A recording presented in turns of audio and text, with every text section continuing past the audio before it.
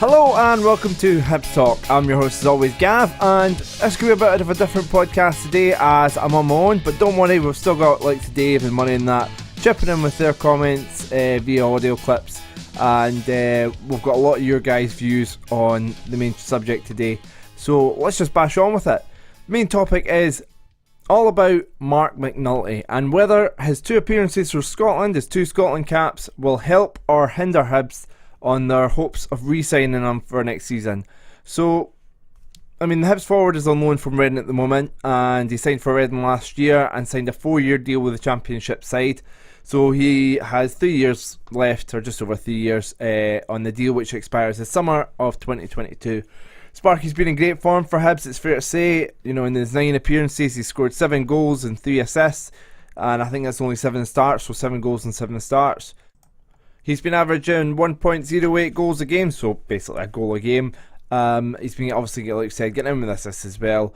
3.96 shots per game, with over half of them being on target, and XG is 0.97. So, you know, that form earned him a Scotland call-up. I think it's hard to disagree that he didn't deserve it, so double negative there. Yes, definitely deserved the Scotland call-up, and came off the bench in both games against Kazakhstan and San Marino. Obviously, the Kazakhstan game, very late on he came on, and you know, the less we say about that game, the better. And San Marino, yeah, I mean, he had a chance he probably should have put away. But the question we've got, like I said at the start of the show, is whether this Scotland call-up, or the two games that he's played for Scotland, will help or hinder our chances of bringing Sparky back next season. So we asked about on Hibs.net, Hibs Bounce, Facebook, Twitter, Instagram. But we've also got the opinion of some of the familiar voices of the podcast, so I'll let Dave kick us off. So when it comes to Mark McNulty, I think because he's a Hibs player, you've obviously got to be happy for him, because that's what you want. You want international players in your team. But with him only being on loan at Hibs, it probably does affect the chances of getting him, because naturally it'll add to the price tag. It's probably good that he didn't score a few goals. That probably helps, because I think, if anything, Scott McKenna, for example, has probably done damage to his price tag, because he obviously played at the back against when we hammered off Kazakhstan, so it definitely didn't help him. But in answer to it, it can be looked at both ways, whether it's good or bad. So next up, I'm going to go through some of the comments from Hibs.net and Hibs Bounce. On .net, we had BHFC saying, not sure that financially we'd be able to get by him. Redden will want to recover a fair chunk of the money they've paid for him. He's also got over 3 years left in his contract, and it's the biggest contract he's had in his career, so he probably won't be in any rush to give that up. Reckon the best chance we've got is for another loan. Hibernian Verse, after missing that header, I'd suggest we have a better chance of signing them. Being a bit cheeky there, but like I say, it was a bad miss. Wee Russell claimed to be a bit in the know. Apparently, in quotation marks, he's keen to stick around, and the wages aren't as big a problem as one might think. The transfer fee in persuading Reading to let him go, seemingly the bigger obstacle. So I'd agree with that. I think McNulty is probably quite keen to come. The biggest issue probably will be Reading's valuation of him. I mean, CMAC 1988 on .net also said, you know, he's a big fan of McNulty, and Reading paid between 1.2 and 1.5 million. So fair to say they'd want a fair whack of that back. Could Hibs afford around 750,000 was the number he threw out. Would that be enough? You know, it is a lot of money. Tiny Hibs is saying that he reckons Hibs might push out the boat on this one, could make it a marquee signing. So, finally, since 452 has said, can't wait for the summer transfer window already. Trying to guess where Mark McNulty is by the reflections on his shades on his Instagram post. What a time to be alive. Yeah, there's a few of them going about last summer. So, Brandon Barker, I think, was the most famous one. So, summer transfer window is going to be interesting to say the least. Whereas over on Hibs Bounce, Gordon Smith 7, as everyone on the pitch did F all, positive or negative, it's pointless for all the duds and a dud manager. Big G.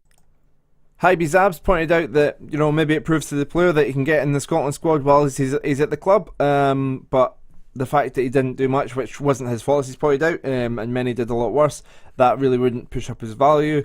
And Slav Sam sort of said the quoted price from Redden seemed to be somewhere from $500,000 to 750,000 in January. So if you add up a fair number of goals and a couple of international appearances since then, the valuation is only going to go up.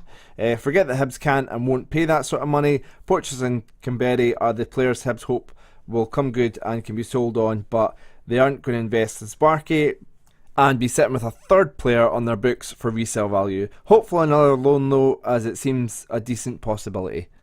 Next up, Murray from the YouTube channel Murray Minter75. Let us know his opinion. I don't think him being called up by Scotland is going to have a great deal of impact on Hibs signing him permanently. Bearing in mind that he only came on for the last couple of minutes against Kazakhstan when we were getting beat 3-0. And yeah, he missed a sitter against San Marino as well. So, I mean, I don't think that's going to have a lot of impact on us signing him permanently. I would love to see him sign permanently because he's brought back that wee bit of danger to the attack. He's struck up a really good partnership with Canberra. 7 goals in 7 appearances for Hibs thus far. It's a pretty decent record. Hopefully we'll get him back permanently. I think Hibs will have some form of deal lined up already. Whether that happens or not, again, it's going to have to wait and be seen. So yeah, I do think we'll get him in permanently in the summer. I don't think him being called up by Scotland is going to impact the deal at all. So kicking us off on Twitter, probably Paul has put good for Hibs. I don't think it affects his chances of signing, to be honest. I think he's a bit out of our price range, however the carrot of playing for Scotland could help him see that. I can see Lennon taking him to Celtic if he gets the job full time. That'd be an interesting one. I mean, it's speculated that Sparky is a Celtic fan, his dad's definitely a Celtic fan, so I'm sure he would personally love that move, but hopefully that doesn't come to fruition for our sake. Scott McKenzie's put, unfortunately it'll probably hinder our chances, probably hoping that Redden stay up and then look to sell Mark. He's probably got a couple of years left in his contract, like we said earlier, until summer 2022, so it'd be a big amount to get him in. If McGinn gets sold this summer, that would help. Yeah, I mean, we've definitely got sell-on clauses for John McGinn, so we could get a big financial income if that was the case. There's obviously the rumours that Leicester are looking at John McGinn after Brendan Rodgers missed out with him at Celtic, but we'll see if that comes to anything. Chris Ward, I think it's a mixed bag. Good in that he gets Hibs known as in the shop window for players. Bad that he probably won't be able to afford them now. And Hibs Allen has put, as someone mentioned, it may not be so good in terms of getting McNulty back, but it does show that we can enhance the player's reputation for obviously likes of getting them in the Scotland squad. Kieran Power, who has ran for the fans rep, by the time a lot of you listen to this, may very well be elected depending on the outcome of the results, because they're due to be announced Wednesday. This has been recorded on Tuesday night. He's put good for Hibs in the eyes of prospective players. Time and again we have shown what a platform it is to play for Hibs. This situation needs a lot of cards falling in the right place at the right time. And before we finish up with some Facebook comments, just had Jamie from over in the States give us his opinion. I'm personally all for it. I think it's only a good thing for both himself and for Hibs and kind of for Scotland. I think if we have the mindset of, hopefully he doesn't get recognised and hopefully he doesn't get a call up, it's kind of going along the same lines of, I hope he doesn't score against Hearts this week or Rangers the next, or get a hat-trick here or a hat-trick there, because it's just going to, if we have that kind of mindset of being worried that he's going to attract attention, then we're not going to allow him to release his full potential. And to be honest, I don't know obviously any figures or whatnot, like none of us do, but we know he's going to be on a pretty decent wage at Reading, and they're going to be able to outstrip what we're going to be offering him. And I'm sure already he's still got 3 years left on his contract. He just had signed a new contract. So I think the likelihood of us securing Mark McNulty anyway for next season can only come in the format of a loan. And sure, a couple of goals for Scotland if he gets another opportunity again could raise the awareness of bigger teams, but to be honest, especially the way the national team's viewed right now, I wouldn't. To me, I can't see much of a difference whether he got called up on the international stage and scored a few goals, or, as I said, scored a couple of goals in a high-profile game, i.e., when we finish in the top 6 and we play Hearts, Celtic, Rangers, and he, goes on a little spree there. But that's my two cents worth.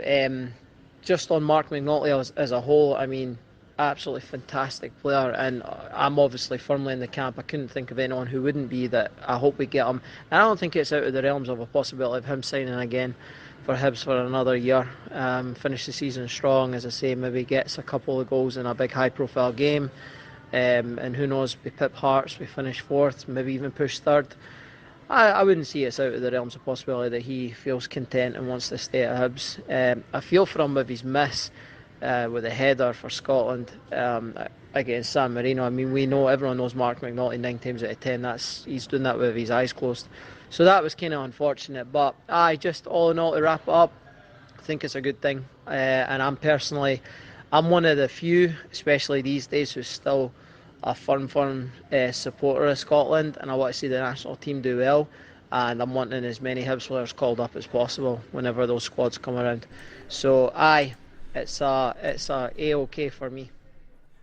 And in terms of on Facebook, like I said, finishing up, we had Paul Gardner saying no chance he'll sign for us. Ian Russell, I'm hoping there's an option to buy like we did with Camberry. Obviously we've seen Hibs do that in the past, so yeah, hopefully there's an opportunity for that. Rob Dell saying good to see him play for Scotland. William McKenzie saying he's out of our price range even without the Scotland appearance. Here's hoping for a loan again. And finally, Clinton Cassidy, the way that mob played over there, his price tag has probably dropped dramatically.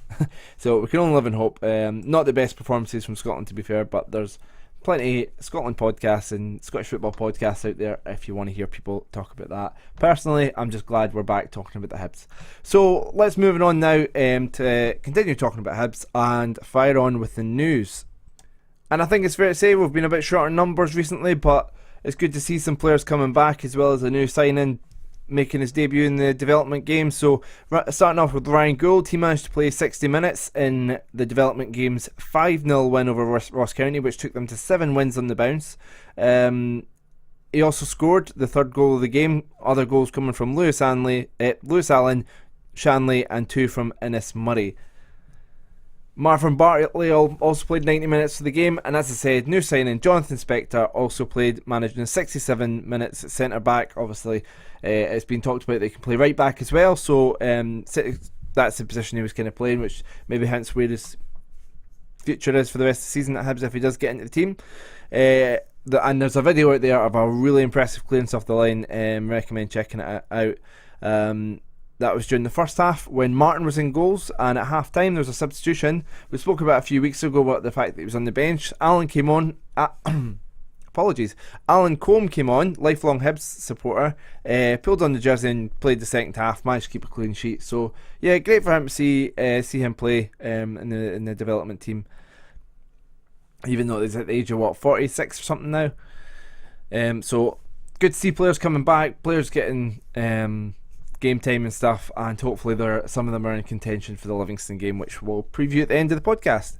So next up is the Hibs ladies, starting off the Hibernian Community Foundation. We're delighted to announce that the modern apprenticeship's been offered to Hibernian women and academy players in partnership with Skills Scotland. And I think it's fair to say that it's great to see the women's game developing and things like this coming into place, and the initiative like this is going to fund women's teams and girls' academies aged 16 and over, and will run for 12 months over the next 3 years, offering a pathway to professional football for the club's players, which is a massive step forward for the clubs. So great to see.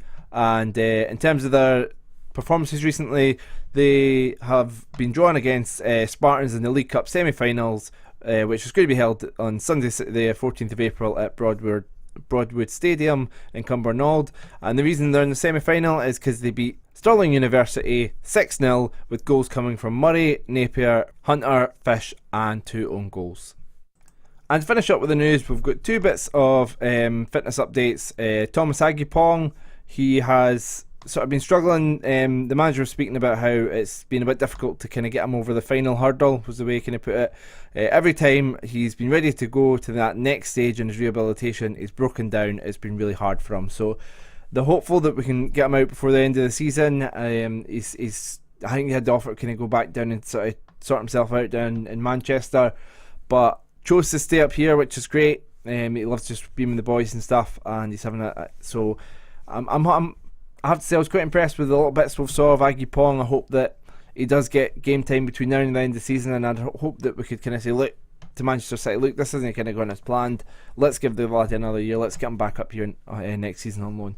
So we'll wait and see what happens with Aggie Pong. And David Gray, the manager's expecting him to be fit for the Livingston game. He says we've done the right thing taking him off, and he's moving well now. So I think the international breaks came at a good time for Sir David. So, quickly looking back at the Motherwell game, Hibs set up in a 4-3-3 formation. McNulty up top, Horgan on the right, and Canberry on the left. Obviously, it's a new position for Canberry, but fair to say that, you know, there's a bit of tracking back from him, and overall quite a good performance from him in a new position. But and in the midfield, it was Omiyonga, Malin, and Slivka. Two of those midfielders linked up for Hibs' first real chance of the game. Slivka intercepting and laying the ball off to Malin, whose shot from distance was ambitious and dangerous, but just wide of the post. And the three midfielders linked up well, with Malin winning the ball in a physical battle, which is good to see because it's something we've not seen enough of him this season. And he slipped the ball to Omiyonga, who played it to Slivka, and then I'll let you decide whether it was a shot or a cross for Canberry. Personally, I think it was a cross, but understand if people think it was just a cross that was a bit overplayed. It was good to see Horgan looking lively throughout the game, and he then created a good chance, a really good through ball, which just had a bit too much in it for Canberry to reach. But he did manage to set up McNulty for the penalty. No real doubt about it, definitely a penalty, and McNulty is confident as ever from the spot, makes it 1-0 Hibs. And then, you know, the next goal, so not for the first time this season, Malin takes a corner, and David Gray connects it to head it in, 2-0 Hibs. So Malin and David Gray connecting, linking up again from set piece, which is good to see. So hopefully more of that between now and the end of the season. Into the second half, I mean, Hibs changed things a bit in terms of their approach. I think it's fair to say Hibs, Horgan and Canberry seem to be dropping deeper, and Omiyonga seem to go that bit further forward. So Hibs kind of changed to a 4-4-1 almost. And it seemed like they were kind of taking more of a counter-attacking approach. This tied in with the percentages as well. I mean, Hibs had 57% possession in the first half, and that dropped to 44%. And I don't think that was that Motherwell were the better team or got more into it. I think that was more just Hibs changing their approach on how they took on the game. Because we were 2-0 up, we knew Motherwell were going to try and come into it, and we tried to hit them on the counter-attack. Motherwell did manage to have more chances in the second half and more shots on target, but at no point did Hibs look in any real danger. The only thing that failed with the change to the counter-attacking system was that we managed to score. We failed to score a third goal. So, and then Marvin Bartley was introduced, and Hibs kind of changed to a 4-1-4-1 to see out the 2-0 win. And it was. I think it's great to see a manager willing to play different formations. There's, or maybe more slight adaptations on the same formation. So there's three changes within the game. You know, he's went from 4-3-3 to 4-4-1-1, and then finally 4-1-4-1. So, you know, very similar formations, but just those slight tweaks depending on where we are at the game, whether it's trying to get the first couple of goals or contain the team or see out the game. So with McGregor suspended, Milligan had to drop into centre back and played with Hanlon. I think it's fair to say that two of them actually looked really composed and played well together, which leads to the question, who do we play at centre back against Livingston? And that's going to take us quite nicely into the Livingston game to finish off today. Obviously there's decisions to be made in terms of the team selection. Like I said in the news, David Gray is expected to be fit, but at centre back, do we keep Milligan there beside Hanlon because they've played well and kept a clean sheet? Or do we move him back into the midfield? And if we do, who do we bring back in? You know, obviously we said Spector's played 67 minutes in the reserve game, and and we've got McGregor back from suspension. So, and then in terms of the midfield, we've got selection dilemmas there with, Omionga's rightfully been getting a lot of praise, and he's spent a lot of that time in the number 10 role, but with Ryan Gould back, does he come back in there, or does he play out wide? And if so, who does he get in for? Whether the Gould and Spector that we just sort of mentioned are fit enough to play is another thing, but I think it's good that we're getting back to a place where we've got competition for places rather than scratching our head at who's going to play because we're that short on numbers. So it's a great position to be in, and it's good to see that, like the Omiyonga and things like that have come in and are potentially keeping people out of the team. So Livingston themselves, they find themselves in 8th position in the league. Level in points with 9th place St Johnstone and 2 points behind Motherwell. So I think it's fair to say their form of late has been quite inconsistent. It took them until the 23rd of February to get the first win of 2019. They had a tremendous start to the season. The first few months they exceeded all expectations. They were flying high, so they really relied on those sort of points to kind of be where they are now. I think they'd be a lot further down if they didn't have those great first few months. So, but in terms of more recent games, they had, like I said, they had the first win of the year against a 1-0 win against Kilmarnock, and then they lost to St Mirren. They beat St Johnstone, and then they drew with Aberdeen. So a bit all over the place, but they're coming in. Their form's getting a bit better over the last sort of few games, with that exception to this St Mirren game. So it's hard to know which Livy's going to turn up on Friday, but as we've seen the last time at the the Tony Macaroni Arena, they're not a team we can take lightly, and whether that pitch is going to play a part is another whole topic for discussion. So we're going to wrap up there, folks. Thank you very much for taking the time to listen to the podcast, especially all the way at the end when it's just been my voice. It's been a bit different today. It's kind of one-off. Dave's usually going to be here, but and there's obviously other folk, but it was kind of a last minute thing thrown together. So just me today. Thank you very much for taking the time to listen, and you can check us. Make sure you find us on all the social medias at HSC Talk and stuff, and subscribe wherever you like listen to your podcast, and we'll speak to you next week.